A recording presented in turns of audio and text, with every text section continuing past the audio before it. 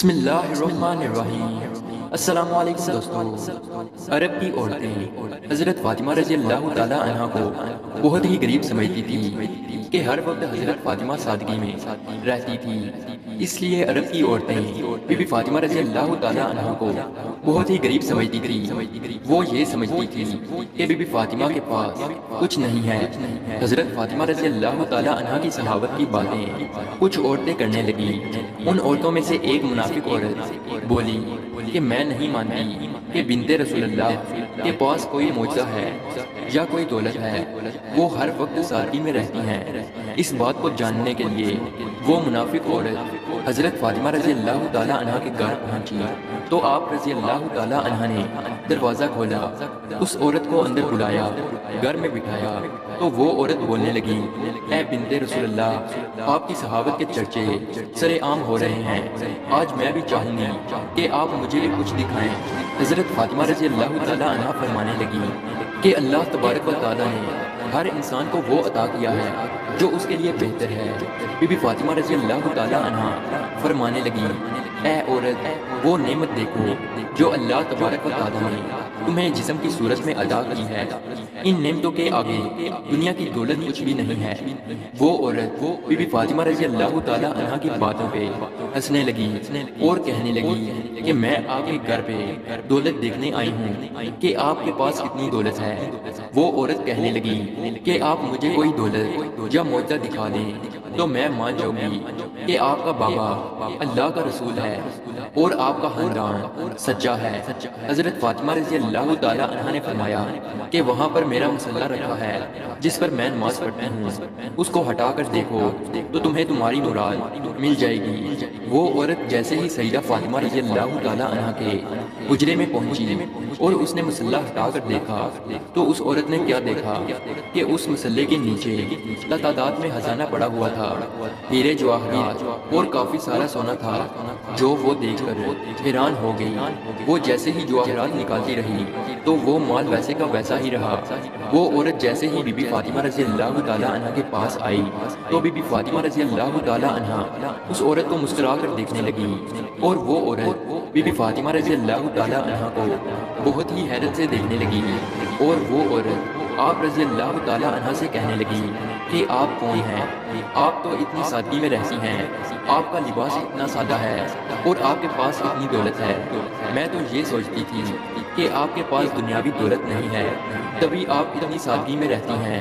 Be be Fatima رضی اللہ تعالیٰ عنہ فرمانے لگی کہ اللہ تبارک و تعالیٰ نے دنیا کے تمام خزانے اہل بیت کے قدموں میں رکھ دیے اور اللہ کی مرضی یہ ہے کہ ہم سادگی میں رہیں تاکہ کوئی بھی شخص سادگی اختیار کرنے میں کوئی شرم نہ کرے۔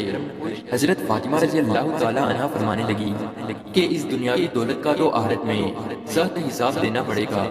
جیسے ہی اس عورت نے آپ کا احلا اور معجزہ دیکھا تو وہ قدموں میں گر پڑی اور وہ عورت رو کر کہنے لگی کہ اے رسول اللہ صلی اللہ علیہ وسلم کی پیاری بیٹی، مجھے معاف کر دیجئے، آپ کا بابا اللہ تبارک و تعالیٰ کا سچا رسول ہے۔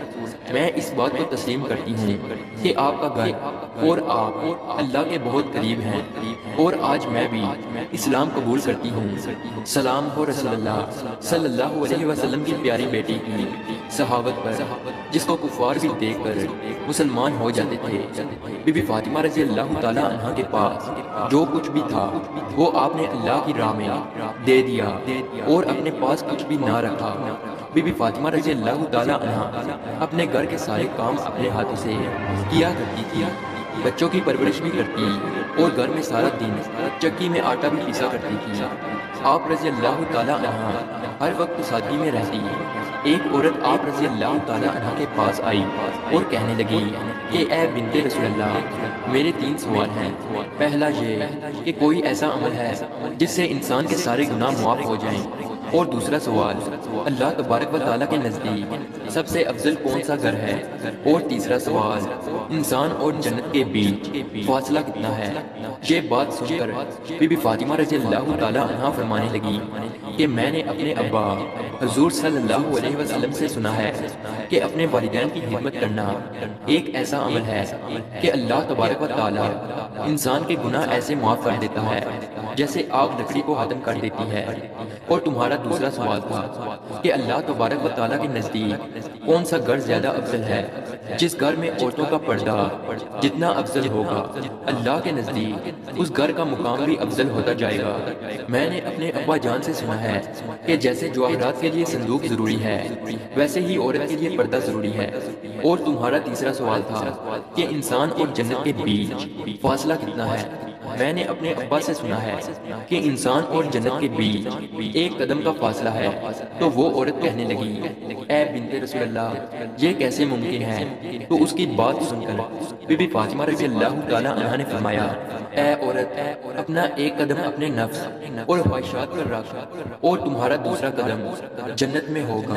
امید ہے کہ آج کی ویڈیو آپ کو اچھی لگی ہو، تو اسی طرح کی ویڈیو دیکھنے کے لیے ہمارے اس چینل کو ضرور سبسکرائب کیجیے۔ ملتے ہیں اگلی ویڈیو میں، تب تک کے لیے اللہ حافظ۔